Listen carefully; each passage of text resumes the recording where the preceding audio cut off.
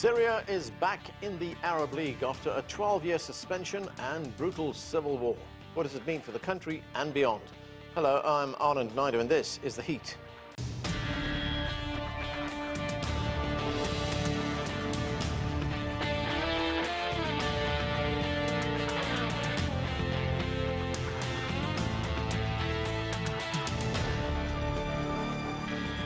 The armed conflict in Syria broke out in 2011 and rapidly escalated into a full-scale war, leading to Syria's suspension by the Arab League.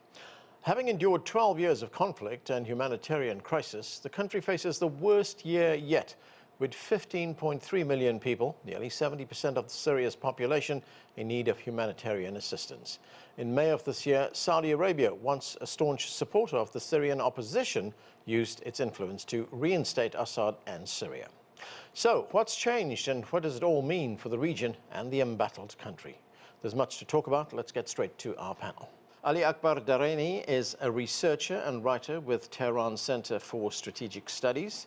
Salman Al-Ansari is a Saudi political researcher. Also with us is Edmund Gharib. He's an academic and Middle East analyst. And Bassam Abu Abdallah is a political analyst and director of the Ba'ath Party Central School of Syria.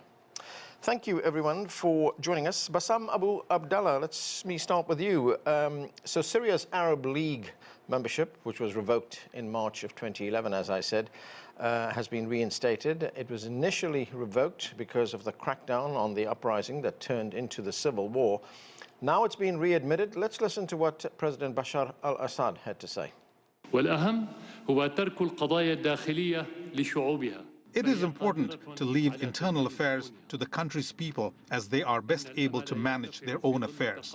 There is an added hope amid the Arab as well as the Arab regional and international rapprochement brought on by this summit that I hope will signal a new phase in Arab coordination and solidarity amongst us, as well as peace and prosperity in our region instead of war and destruction. So, Bassam, what were the conditions that changed that brought about this readmission of Syria into the Arab League? Thank you very much for having me, and my best wishes to my colleagues in this program. A lot of things changed during 13 years. First of all, that the project which was led by the United States and some Western countries to collapsed Arab states, it was in Libya and Yemen and in Syria, is already failed to do anything and to present any developments for the Arab world. Secondly, that Syria is a central country here in the Middle East, and when you are changing the situation in Syria, it would be reacting on the stability and security. The third question is the question of terrorism. Where this question and this file is already everyone knows that Al-Qaeda in Syria and that a lot of or different groups of terrorists already in Syria, in Idlib and other places. The fourth factor that during 13 years nothing happened.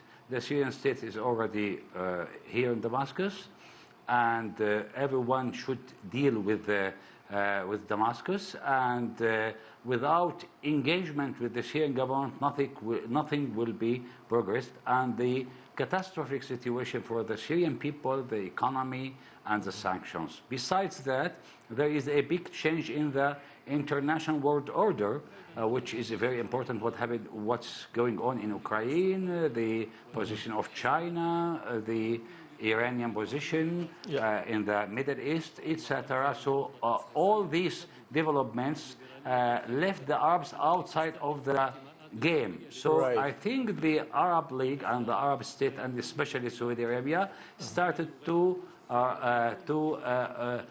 reintroduce its role in the Middle East as the main Arab state. And here I am concentrating on the Saudi Arabia mainly. All right, well, let's get the Saudi perspective on this. Salman Al-Ansari, that civil war that we talked about took a huge toll, up to 500,000 people killed, 14 million people displaced. Saudi Arabia financed the opposition. It also armed the opposition to some extent. But now these two countries have established diplomatic relations. So what changed from the Saudi perspective? What prompted the shift towards Damascus? Yeah, thank you, Anand, and hi to all your honorable guests and all the viewers.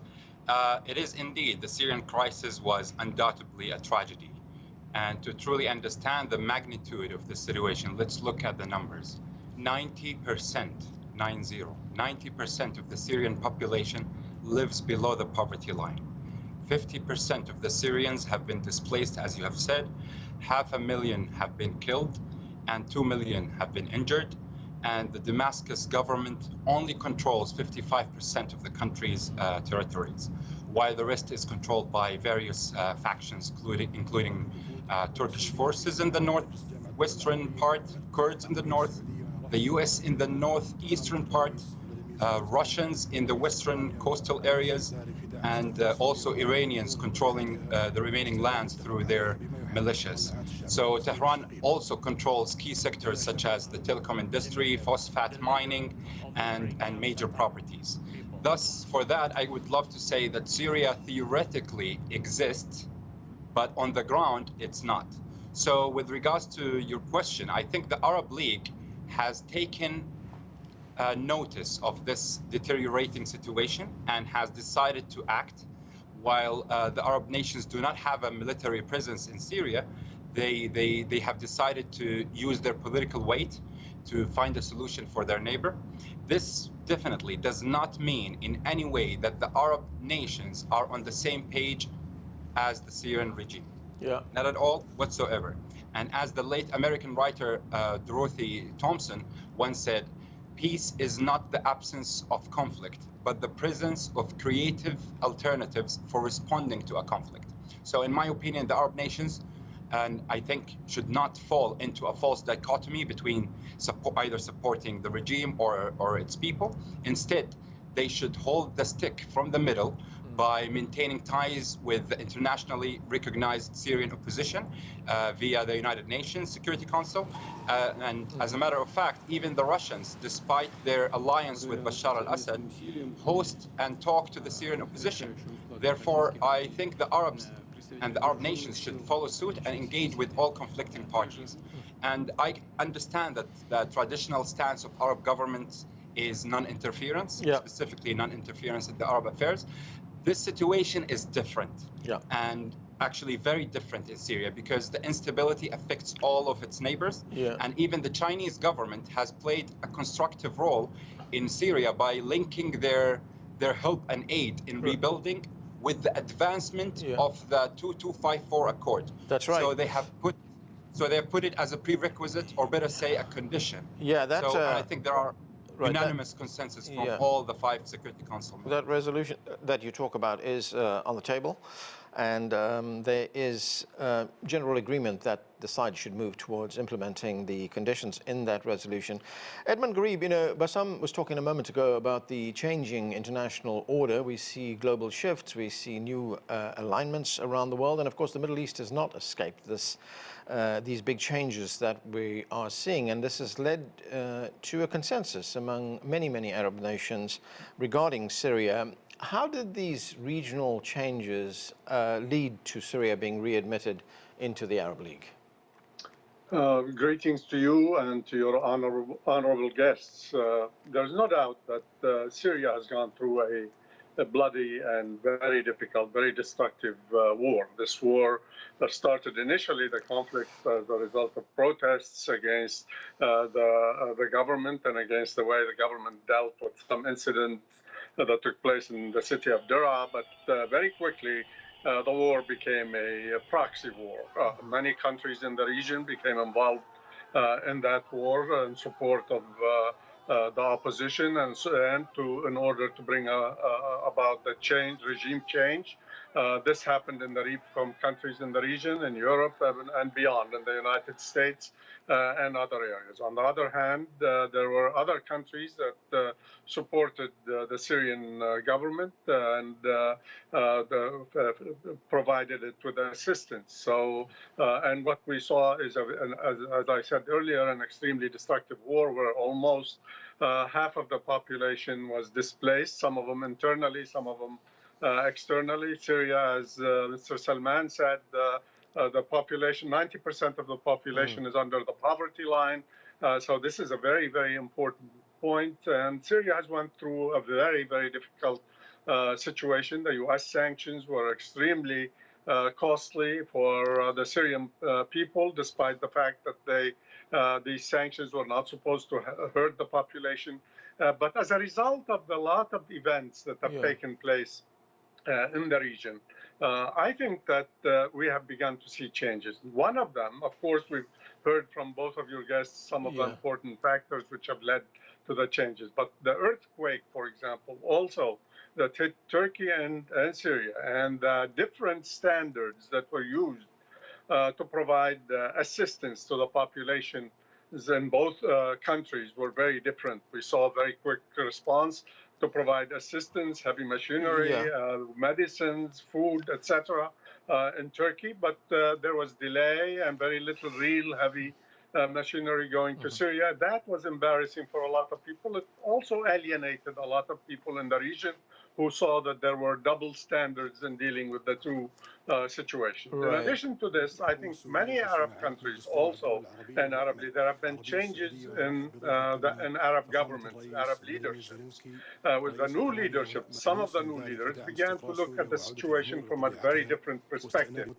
Many people see this normalization with Syria, bringing Syria back to the Arab League as a milestone towards bringing back stability and reconstruction and a normal life to Syria, returning the refugees. But other countries still, and there are a few in the region, but mostly outside, who still insist that the sanctions must be maintained. And these sanctions, as I said, have been very costly to the Syrian people more than they have hurt the Syrian regime. Yeah, that's right. In fact, sanctions generally actually hurt the population, and they do not. But I think there's just one last point I want to mention, and this is that while we've seen a great deal of support for this return of Syria to the Arab League, there has been criticism in Washington. They see it as a rebuke of U.S. policy and as support to the policies of countries like Russia and China.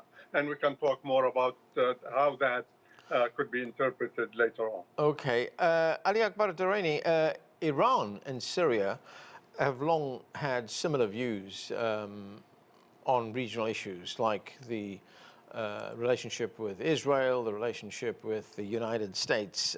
Iran supported Assad. So explain the sort of geopolitical synergy between these two countries. How does it fit into the broader Middle East strategic map? First of all, let me correct the honorable guest, Mr. Ansari. Iran is not controlling any territory in Syria, and it's absolutely wrong to compare the presence of Iranian and Russian troops in Syria to the United States and other states that supported terrorists destabilizing Syria. The government of President Bashar Assad survived the foreign-backed terrorism campaign, which was aimed at destabilizing Syria and removing Assad from power. But we know that without the intervention of foreign states sending money, weapons, and terrorists into Syria, that could have not led to a civil war. The Syrians are living below the poverty line, partly because of intervention by foreign states, including Saudi Arabia, that supported terrorists and destabilized Syria and destroyed its economic infrastructure. And the Americans also saw the 2011 protests as an opportunity to destabilize Syria. But 2011 was different from 2003. The Americans did not want to repeat their disastrous invasion of Iraq and Syria.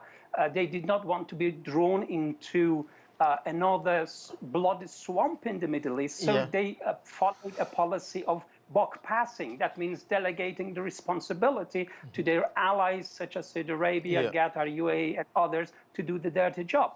But gradually, these states learned that the conflict in Syria has no military solution. And the Assad government was able to regain control of most of the country with the support of Iran and Russia. And these Arab states also learned that the violent overthrow of the Assad government was practically impossible. Now Arab governments have decided that it is better to reach out to Syria, and they are now prioritizing negotiation over conflict. This is a big change, and the last point is suspending Syria from the Arab League did not lead to any solution. It didn't work. Now they are admitting Syria to the Arab League again, and this is a big win for Syria and a big defeat for its opponents. Okay, Salman, a brief response from you, and I'd be really grateful if you could keep this short. Go ahead. Yeah, absolutely. Your honorable guest actually mentioned that Saudi Arabia was supporting terrorists in Syria. And I don't know how the whole world can be wrong and only Iran can be right. This is actually very puzzling for me. Why? Because all the reports, the intelligence reports of the whole world and the United Nations and the Security Council resolutions and every indication, every public statement by the West and by the East talks about how the Iranian militias have been wreaking havoc in Syria and how they were behind and the death of more than 500,000 Syrian citizens. So we should not actually deny these facts by just blaming others on the mistakes that they have done. So I just want to correct that statement. All right. Edmund, this readmission of Syria to the Arab League, it's been welcomed by China, but there are other major powers like the United States, the United Kingdom, that oppose the readmission of Syria into the Arab League. But Saudi Arabia and the United Arab Emirates are going to try and persuade the United Kingdom, the United States, to establish some kind of diplomatic recognition. How likely is that? I think it's going to be very difficult. It seems as of now that the United States is still adopting the same position. They are basically continuing with the sanctions, imposing sanctions on the Syrian populations. They're very much opposed to the idea, and they are trying to prevent other countries from going back to help in the reconstruction of the country. Because yes, humanitarian aid is very important and necessary, helpful. People need it, but bread baskets are not enough. You need to rebuild the country, and there are some countries which are actually in the region that are beginning to do that, but the U.S. appears to be very much opposed, and that's why we are seeing the sanctions. Sanctions, as we have known historically, they have been very blunt instruments that usually hurt the population and do not hurt the leaders. In fact, we saw that in Iraq, we saw that in Syria, where some of the harshest sanctions were imposed. We see it now to a certain extent, even with the Ukraine conflict, the sanctions over Russia. These sanctions do not affect, they may hurt some of the population, but they do not affect the leadership. The only place where we have seen success of sanctions when regime change happened in South Africa, and that was because the whole world at that time, more or less, was in support of it. And so that's part of the reason. But however, part of the conflict is, as Ambassador Jeffrey, who used to be the ambassador in Turkey, Iraq, and other places, he's now with the Wilson Center, has recently said that he sees the return of the Arab Syria to the Arab League, attempts to create reconciliation in the region that is going to be threatening to the U.S. regional security system. That means that there is a perception that these policies, these acts might lead to undermine the U.S. Position to be undermined in the region, and this must not be accepted. As a result, we've seen recently new military equipment being sent to the region. U.S. F-22s are being sent to the region. There's also the concern that this is strengthening countries that the U.S. sees as competitors or as enemies. And these are particularly, I'm talking here about countries like Russia and China.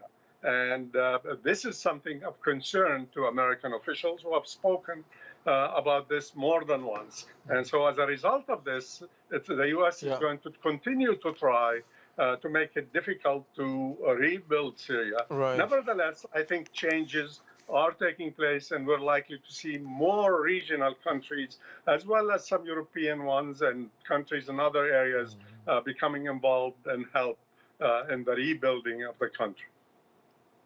Ali Akbar Dareini, I mean, these changes that Edmund Garib talk about, I mean, it's been taking place across the world, and it's been taking place in the Middle East as well. I mean, what does Iran, for instance, make of the major shift by Saudi Arabia away from the United States? First of all, the readmission of Syria into the Arab League should be interpreted as a subdivision of rapprochement between Tehran and Riyadh, which was mediated by China. The Syrian conflict is actually part of a large strategy to contain and weaken the Syrian government and topple Bashar al-Assad government, which failed. The Syrian conflict should be seen as a proxy war between regional and world powers in a way. That means between the United States and Russia on one side, and Iran and Saudi Arabia on the other side. Now, things have changed. Why? Because we see new realignments in the Middle East. And that is mainly because of America's waning influence in the world. There is a change in the international system. This change is gradual. It's not going to happen overnight.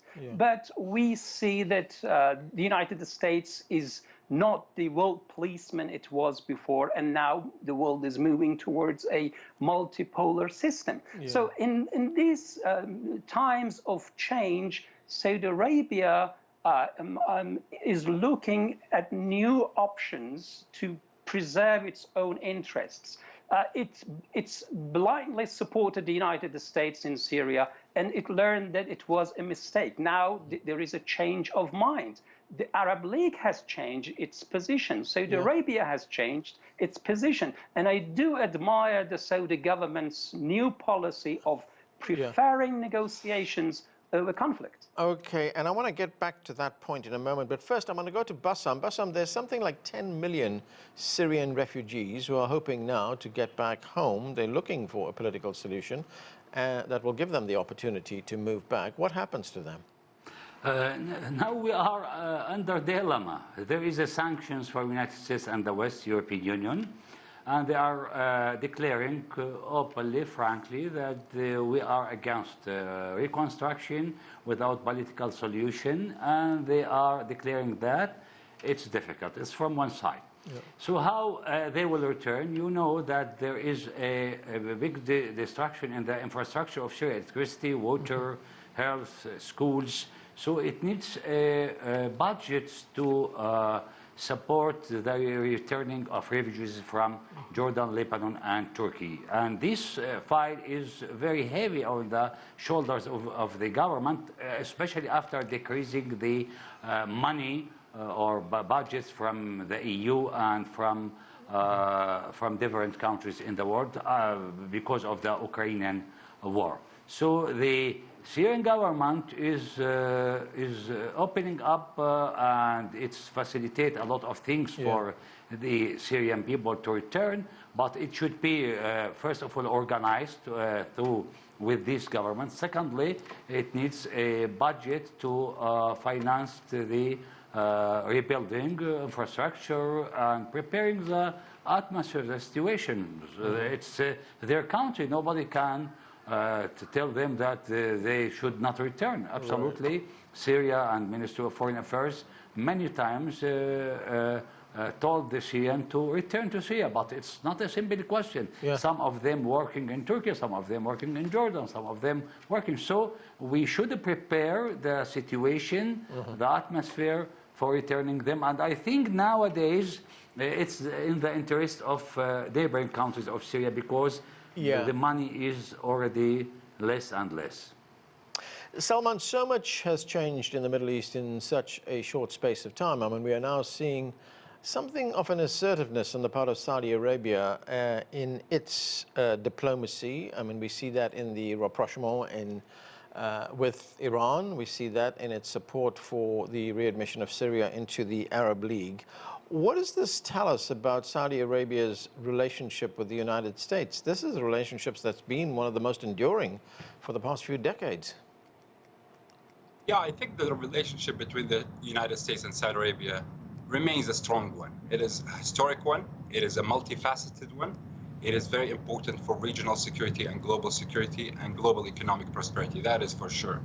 Definitely, we had some ups and downs. We have been witnessing the downs right now, but it is a zigzag. It's like a situation that is normal for any two nations. Definitely, the United States, specifically the Democratic Party, has not been productive in the way they look at the Middle East since the time of the former President Obama. And but I think the Saudis have the resolve and the will to rectify the mistakes that has been happening in this relationship. And I think the Saudi-US relationship will remain to be strong partners. So the US is considered to be the biggest strategic and security partner for the Kingdom of Saudi Arabia, while China is considered to be the biggest trading partner. But just to go back to the idea that your honorable guest from Syria mentioned, it is actually very sad what he mentioned with regards to having the refugees, the Syrian refugees, to be back with some conditions like financial ones for the rebuilding, etc. That is very unfortunate, because at the end of the day, all what we want to hear from the Syrians is welcome to their people. They need to welcome their people. That's very important. And the same thing, the Syrian regime, I think, should not mistake its readmission into the Arab League as a regional escape or to be off the hook. Foreign Affairs Minister of Saudi Arabia said it. It's going to be a step for a step, and we are waiting for a Syrian move. With that. We are going to have to leave it there. We have run out of time. Thanks to all of you for being with us. And that's it for this edition of The Heat. I'm Anand Naidu in Washington, D.C.